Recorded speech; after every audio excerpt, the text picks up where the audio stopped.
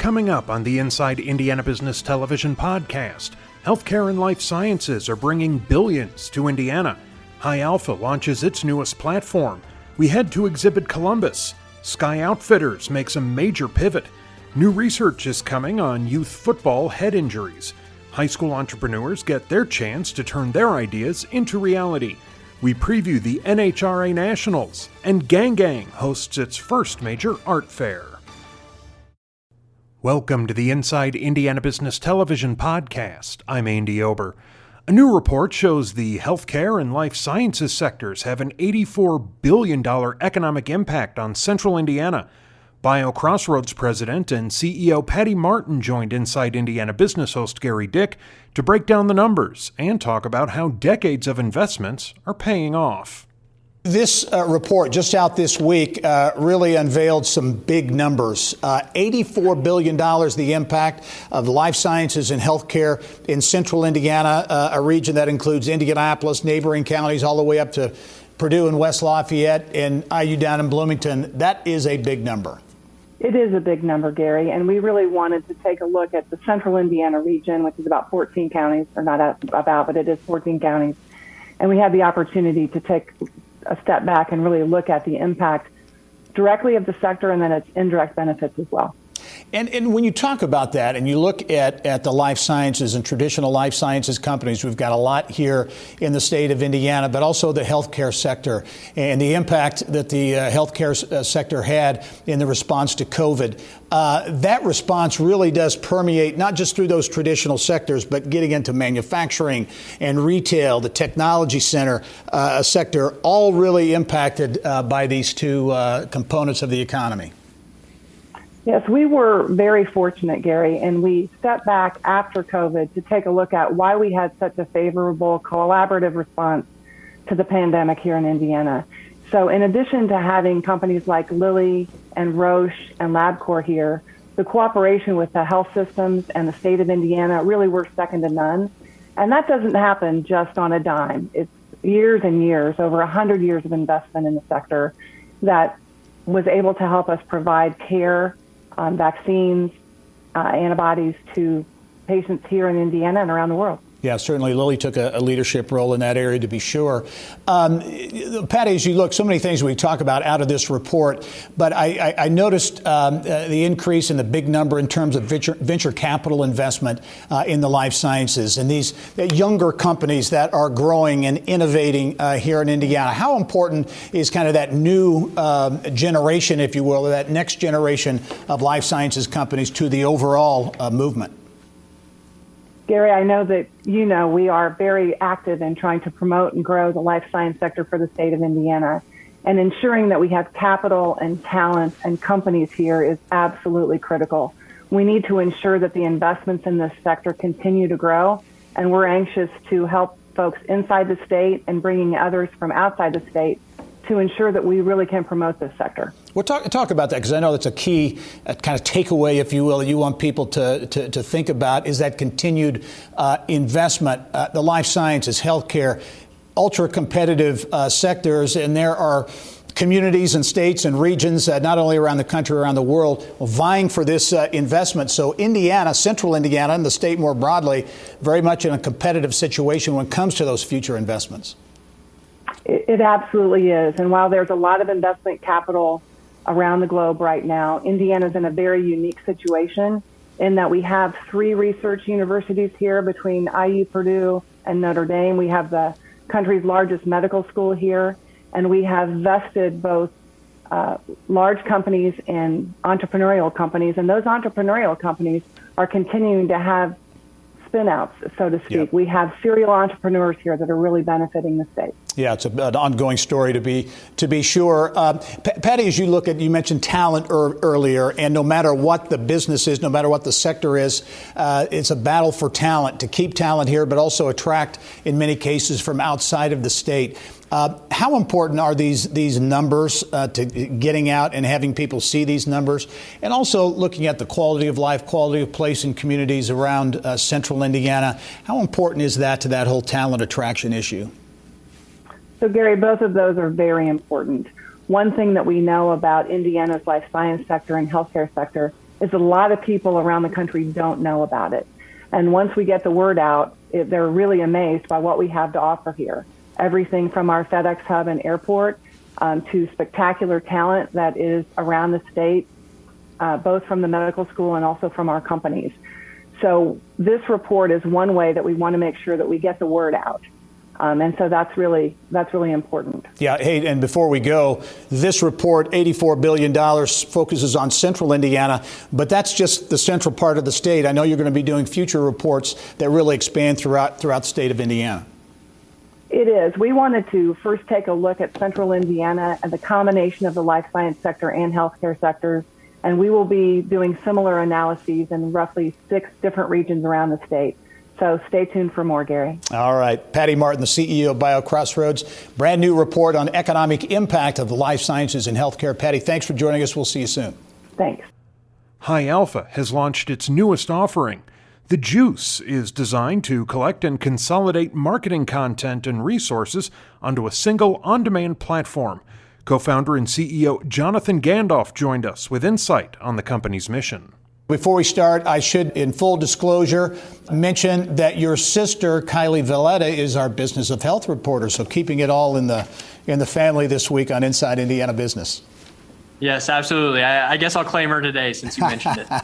Good stuff. Well, you have had a lot of things going on, certainly recently. The Juice, the latest company to launch from High Alpha, the venture studio. Give us a thumbnail description, Jonathan, of what The Juice is all about.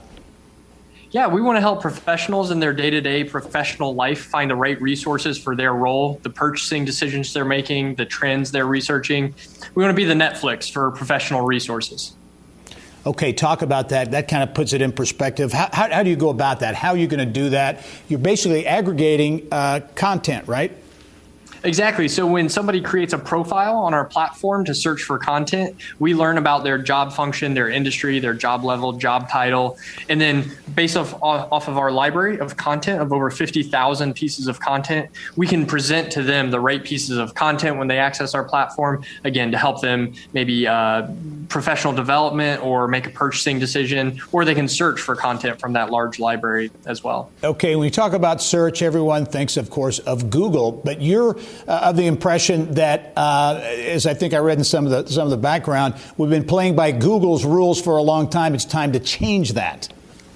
Yeah, so much of what you find when you Google something is pay to play, right? People are paying for advertisements or SEO optimization. Our platform, when you search, the results are driven by human engagement, and you're only getting B2B content. So it's a much more focused search, much more efficient search, and a much more enjoyable search for the person doing the search as well. Okay, how does the Juice make its money? Yeah, so we bring brands onto our platform. Right now, we have over 200 of the best sales and marketing brands on the platform. When they come onto our platform, that's free. But if they want to receive more engagement or potentially more analytics, more data from the platform, they can become customers. And we help them optimize their content program for the platform and receive more engagement across the entire platform. As mentioned in the introduction, the Juice launched from High Alpha, the venture studio, been wildly successful. More than 30 companies have launched in just a few short years. What was that experience like for you, kind of incubating, if you will, or growing the idea of the Juice through High Alpha? It's been absolutely incredible. I can't imagine a better network to start a business in. I have to pinch myself, honestly, sometimes walking around the halls here, seeing the people, seeing the people that I really respect and admire in the B2B space, and not only working and seeing them, but they're supporting me. And it's really just a unique opportunity. Indianapolis is really fortunate to have them here in our backyard, and the impact they're having, not only in Indianapolis, but across the entire tech community, as we've felt very recently, is just absolutely incredible. So personally, I feel very fortunate to be a part of it. Jonathan, talk about growth opportunities. I think you have 8 employees now, but you're looking to grow that number as business grows as well. Absolutely. We've got 8 employees now. We've got 2 joining in the next 2 weeks. We've got 2 open positions. We've started into the fundraising process. Then we want to double the team over the next 18 months. We have some awesome early customers supporting that. Over 1,000 people signed up for the platform.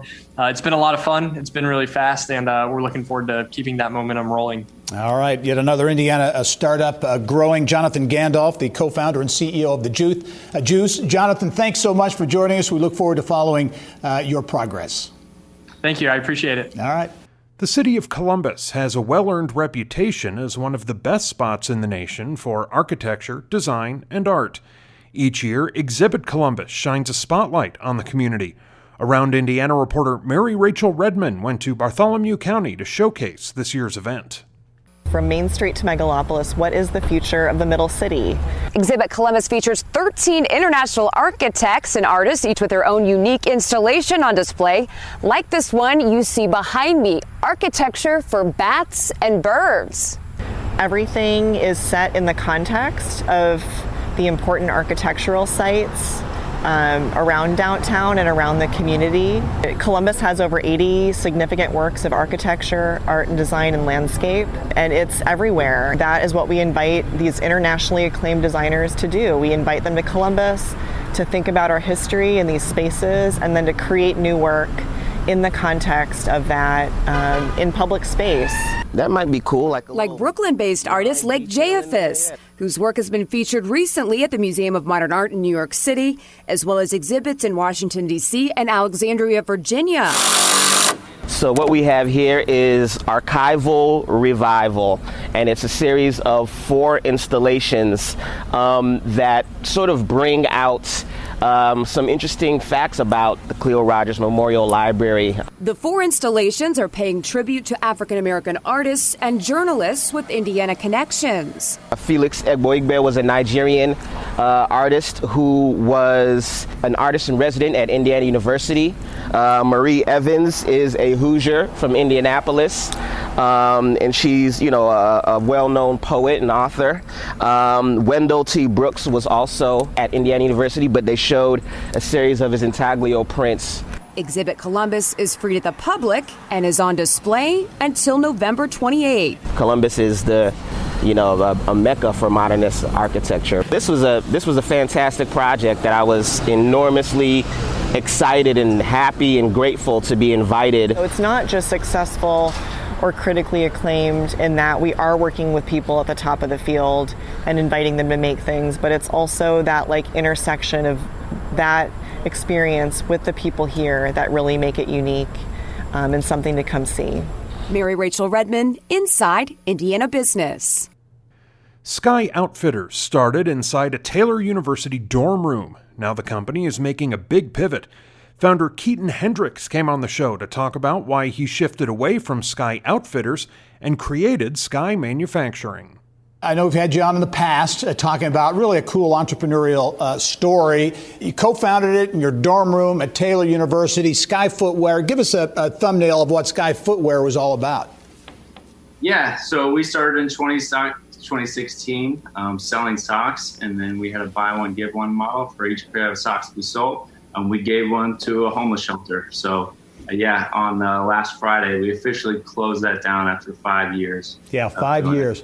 And you made a big pivot. And I think this is, for many entrepreneurs, it's about change and adapting and understanding the market. Talk about the switch you've made, the pivot you've made to manufacturing. Yeah, so it's definitely a bittersweet ending, with Sky Outfitters closing. But the clear reason is we found product market fit. We found an industry requiring or demanding something, and we're able to meet it in a unique way. And so, we tested about everything under the sun with Sky Outfitters, and I had a mentor say, if you feel the market's pulling you in one way, follow it and see what's there. And so that's what we've been doing. We'll talk about demand, because you have, I think, over 160 customers. Who's your typical customers? Who are you selling to?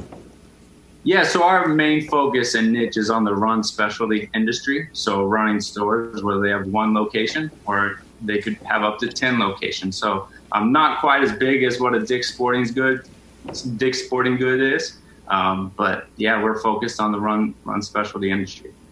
And you're addressing needs, these smaller running stores and other affiliated kinds of stores, small enough they don't have quite the budget to do some of the big things, but you fit right into their kind of their wheelhouse. Yeah, so the big beast in town and what a lot of people are losing customers to is Amazon. Mm-hmm. And that's why Dick's Sporting Goods creates their own private label brands that you have to come back. They control their margin, the product that's launched. And so these stores that have, 1 or 2 locations just aren't quite big enough to Dick's and can't afford a team of full-time people. devoted to this. So as a collection of us, 160 of us, we can come together, drive down margin and costs, and it works out. So is that marketing? Is you're getting the word out about Sky Manufacturing? Kind of the proof is in the pudding. You've got a core 160 plus customers, and that's kind of helping to spread the word. Yeah. So those core customers who came on board, eventually the word spread to others. As we continue to develop new products, we started with socks and moved to apparel. The word has spread, and big focus for us is product development. Yeah, okay. Only have 20 seconds left, Keaton, but growth opportunities, where do you see business heading in the months ahead?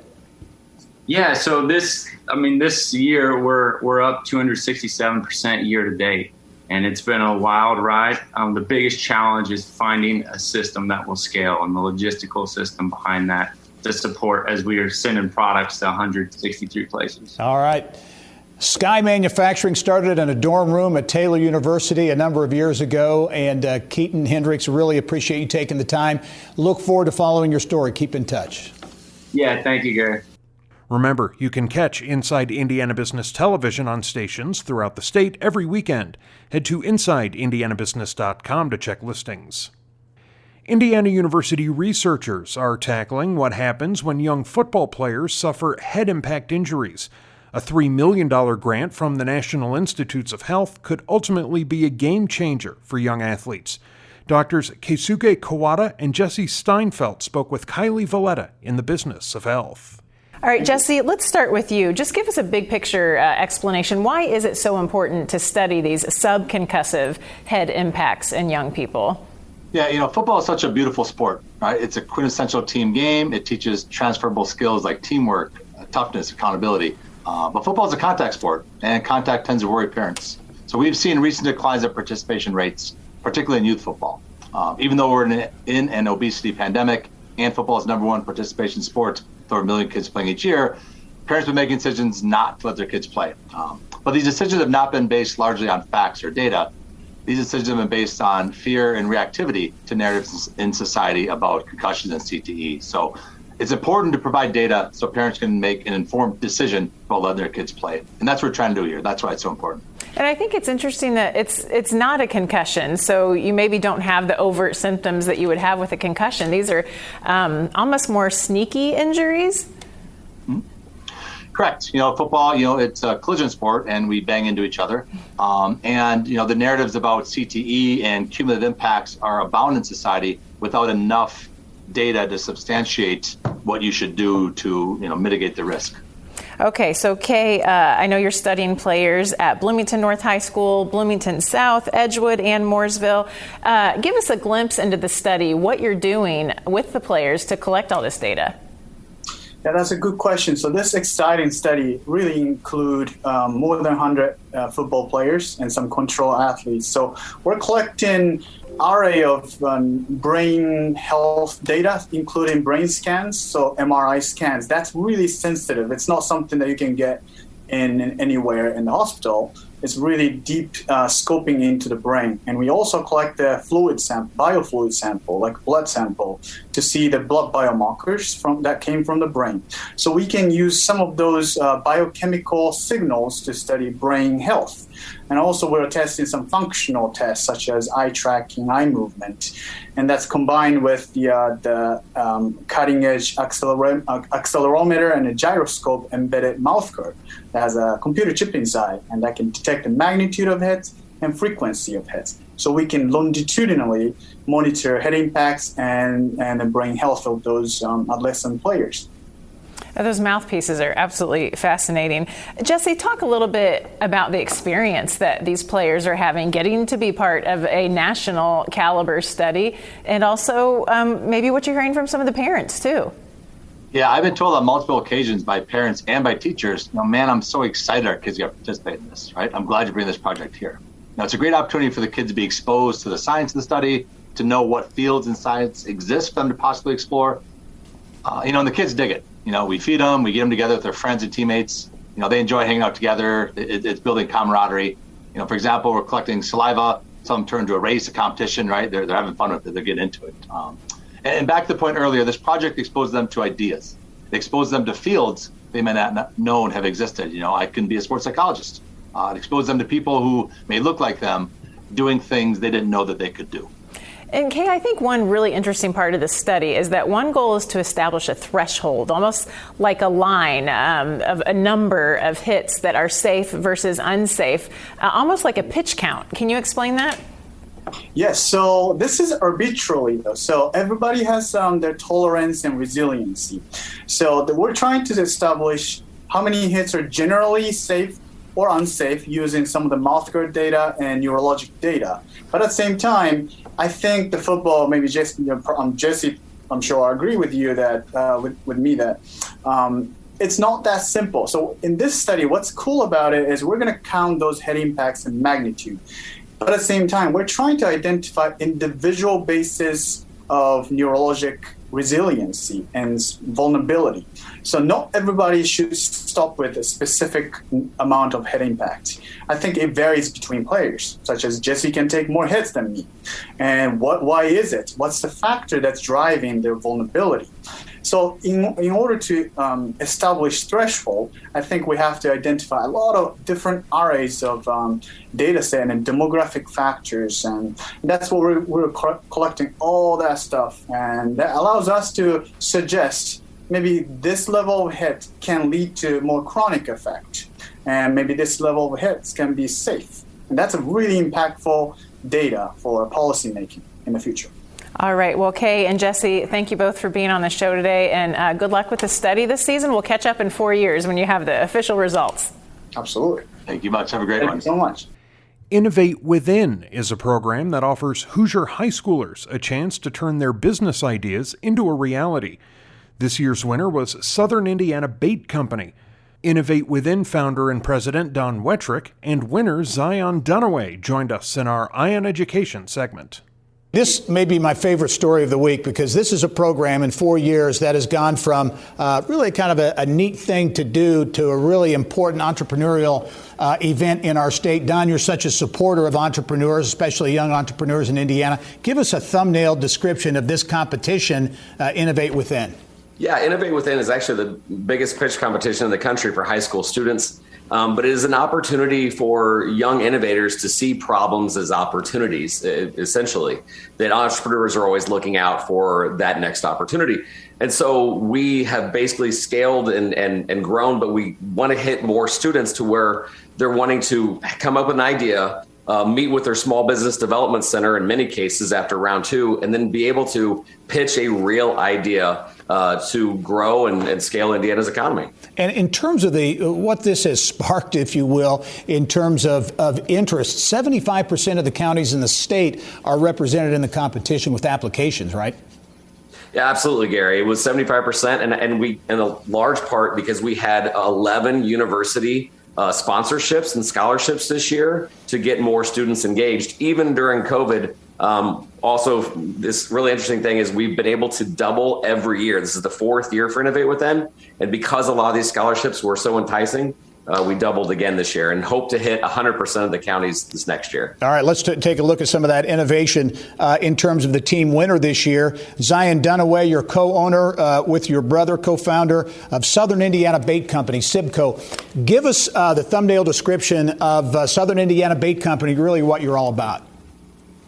Yeah, so me and my brother, we started our own bait company that specializes in soft plastic fishing lures.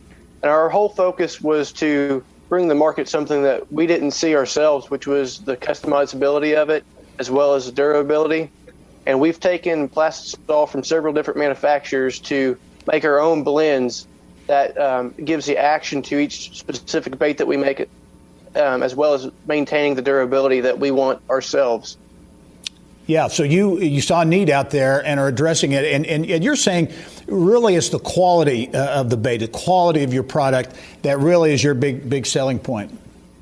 Yep, and that point right there keeps customers coming back over and over. Okay, let's talk about early on. You're obviously an early stage company. You're getting a lot of traction and interest. I know you got an appointment at a big show down in, I think, Tennessee. Talk about how folks are reacting to your product. Yeah, we just keep getting great reviews because Our baits, they will catch 5 times the fish usually, just because our whole thing was that in the big industry of it is you could buy baits from Walmart, Bass Pro, or wherever, and after 1 or 2 fish, you'd have to put on a new bait. And starting out, we did it as a hobby, and then we kind of said, well, this is something that we could really take off with. So we started just bring it to local fishermen at tournaments and stuff, and everybody was really impressed with the quality of it and the customizability that we offer, because we can take and make a color that is non-existent on the market already. Yeah. Very, very interesting concept. Don, as we wrap up, this is part of a bigger program. You fly these finalists out to places around the country where they can learn from other innovators and entrepreneurs and those types of things. And the money, and I think in this case, with the winners here, Zion and his brother, putting the winnings back into the company. So this has gone from kind of a cool little pitch competition to something that really has bottom line impact. Yeah, absolutely, Gary. I mean, really in the origins of this, sometimes it was an idea competition, but this year's finalists, all of them had at worst a really good working prototype. And yeah, we have invested money in our students so they can invest in Indiana at every step of the way. And yes, this year we went to Phoenix Scottsdale, but along the way, we kept telling our students, come up with ideas, look at what else is going on, bring it back to Indiana. And here, a winning team that needs more manufacturing to their fishing lures. We live in a manufacturing state. So we want our kids to be able to treat this absolutely like it's real, because it is. And then also our university sponsors are just salivating at the idea of getting students like this to possibly, if they're not ready yet, to continue their journey at their institution. Yeah. Very good. Innovate within, growing like gangbusters. Don Wettrick, thanks so much for your effort, for your leadership, too, in the entrepreneurship space. And Zion, congratulations to you and your brother. Keep us posted. I expect some big things from your company. Thank you. Will do, Gary. All right, guys. Labor Day weekend means the biggest drag racing event of the year is returning to Indiana. The NHRA U.S. Nationals are coming back to Lucas Oil Raceway. Driver Antron Brown spoke with Bill Benner on Inside Indiana Sports. It's great to be on, especially being here in the hometown of our Hoosier State here, man. And we got some big things happening, and looking forward to this next upcoming weekend here for the U.S. Nationals, one of our biggest races of the year. Well, and you're currently third in the point standings. How do you feel about your prospects as you come to Lucas Oil Raceway? We feel good. I feel that our team is peaking at the right time. And we stayed after Brainerd, after our last race there in Brainerd, Minnesota, and we hit a test session. And we're just getting ready, prepared, because we know Indy is the be-all, all-ball. Like, it's our Super Bowl of racing. So we want to come out and show out and now help us build some momentum going into the playoffs for the championship. As I mentioned, you're really a terrific success story, and like I said, the rare African-American presence. But this started as a family effort. You said your dad and your brother were involved in drag racing way back in the day, and you got hooked. Yes. I've learned a lot from my dad and my uncle. They started racing as the Brown Brothers back in the day. That was their race team name, the Brown Brothers. And I just remember distinctly that they worked hard Monday through Thursday so they can go play hard on Friday, Saturday, and Sunday at a drag strip at the sportsman ranks. And I grew up around that as a kid, and I knew you had to put the work in, and then you showed off on the weekend of the work that you put in Monday through Thursday. But, when I was at an early age of 10, they took me to my first national event, and that's what really caught my eye to NHRA drag racing, where I met people like Mark Oswald, Big Daddy Darn Garlitz, Dave Schultz, and all those world championship drivers. And I looked at them, I asked my dad, I go, Dad, they must have a real big business at home if they're doing this like this. Like, I know how hard we have to work to be out here. And my dad goes, no, son, they do this for a living. And I looked at my dad, I'm like, you get paid to do this? And my dad goes, yes. I said, well, that's what I want to do. And that's when my whole mindset and the dreams start just turning up in my head of mine. And I put my head down, put myself out and around it, created opportunity, started out working on a team to becoming a pro stock motorcycle racer. Then I went from a pro stock motorcycle racer to say, why stop there?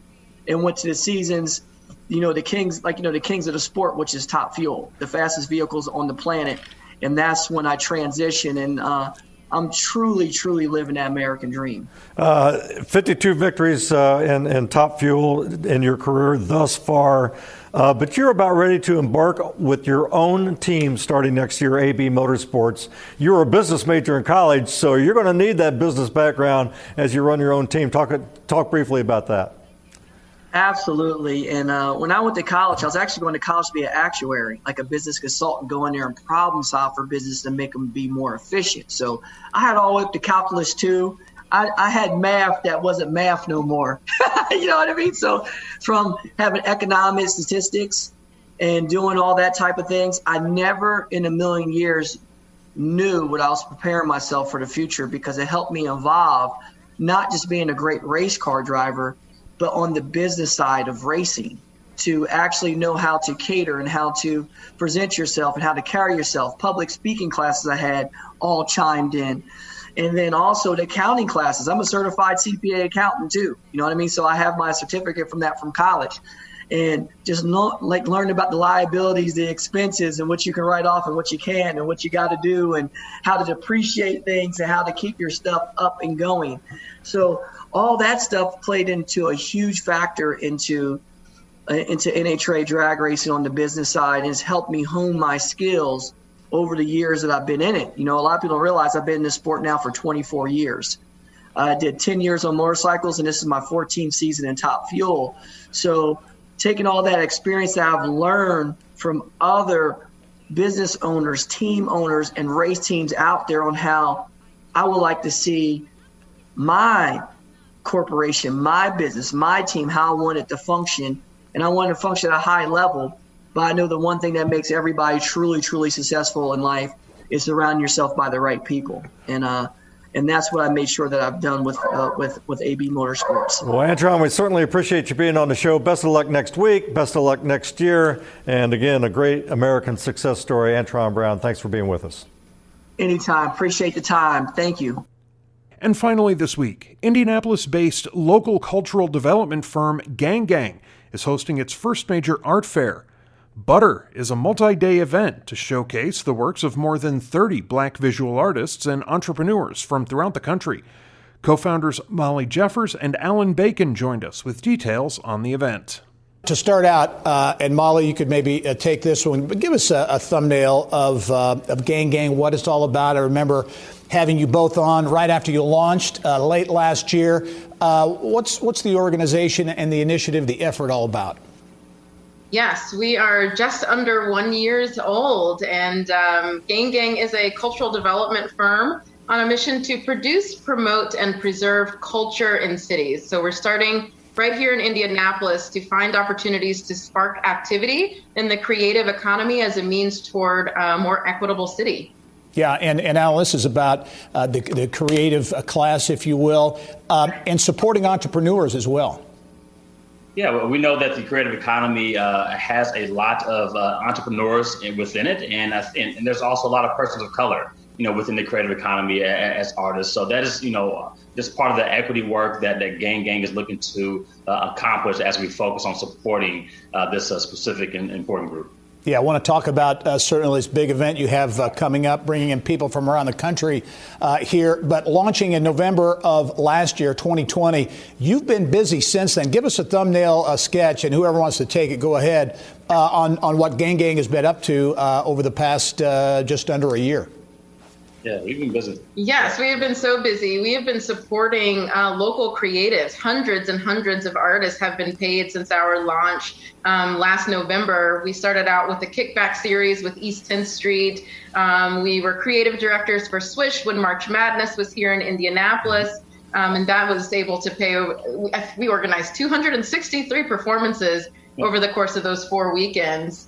And then the Day of Healing we organized with the City of Indianapolis and Pacer Sports and Entertainment. And we're gearing up for Butter now. All right, let's talk about that. This is a big event. Will be coming up Labor Day weekend. What is Butter all about? What are folks going to see? So Butter is a 3-day art fair that's hosted over Labor Day weekend that features Black artists and creators.